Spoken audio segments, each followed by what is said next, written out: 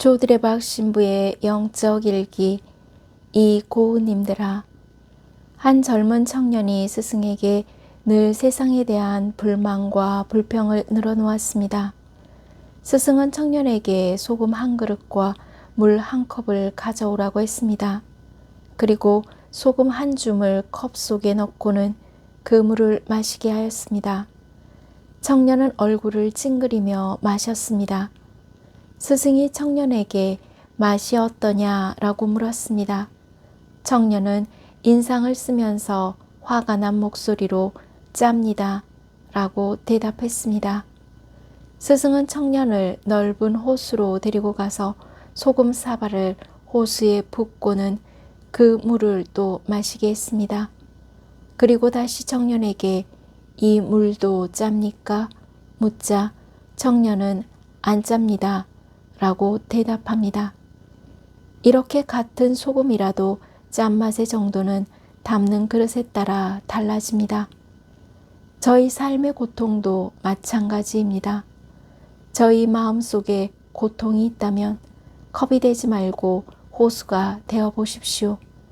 그래서 그 옛날에 저희의 죄가 분홍색같이 붉다고 하여도, 또한 저희의 죄악이 계곡을 차고 남는다고 하여도 십자가에 달려 계신 예수님을 눈물로 바라보며 예수님, 예수님 하고 부르짖어 하느님의 자비를 간구해 보시기를 바랍니다. 그래서 저희의 몸과 마음이 건강해지는 치유와 회복의 은총이 일어남을 믿습니다. 아멘. 오늘 복음을 보면 예수님께서 군중과 제자들에게 말씀하셨습니다. 너희는 스승이라고 불리지 않도록 하여라.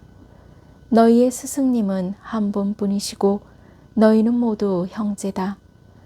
너희 가운데에서 가장 높은 사람은 너희를 섬기는 사람이 되어야 한다. 누구든지 자신을 높이는 이는 낮아지고 자신을 낮추는 이는 높아질 것이다.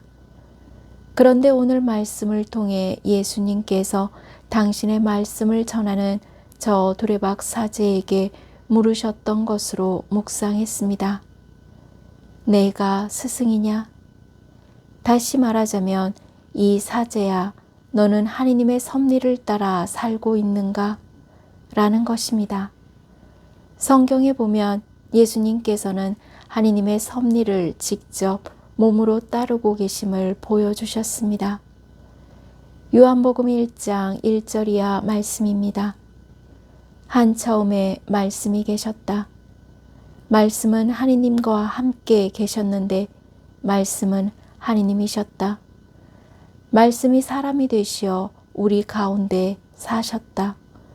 우리는 그분의 영광을 보았다. 은총과 진리가 충만하신 아버지의 외아드님으로서 지니신 영광을 보았다. 하느님께서 자신을 비우시고 사람과 똑같이 되셨습니다. 그리고 예수님께서는 자기를 낮추시고 죽기까지 순명하시며 십자가에 죽임을 당하셨습니다. 이것이 바로 섬기는 예수님의 삶이었습니다.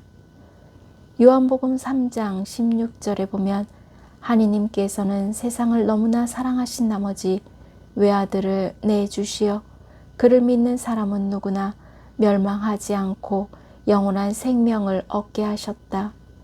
아멘.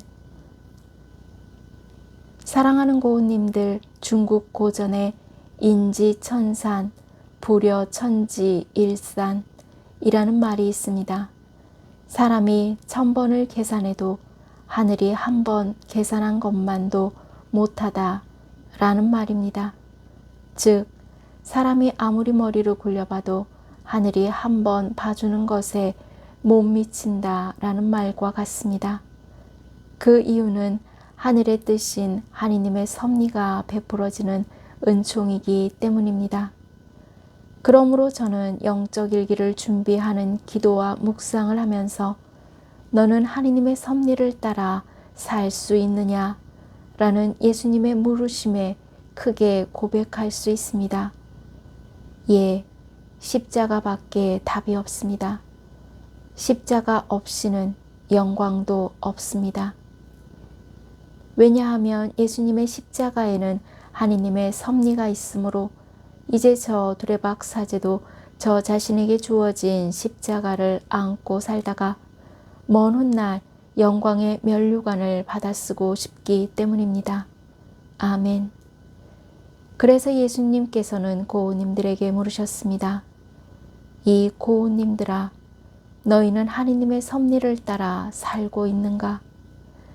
십자가 안에 하느님의 섭리가 있고 하느님의 자비가 있음을 믿고 고백하는 고우님들이 되시기를 바랍니다. 아멘. 오늘 저 두레박 사제도 하느님의 섭리에 따라 살면서 몸과 마음이 아픈 고우님들과 아픈 이들을 돌보는 고우님들, 그리고 고우님들의 자녀에게 주님의 치유와 회복의 은총이 임하시기를 기도합니다. 영적 일기를 마무리하면서 십자가 밖에 답이 없습니다. 십자가 없이는 영광도 없습니다.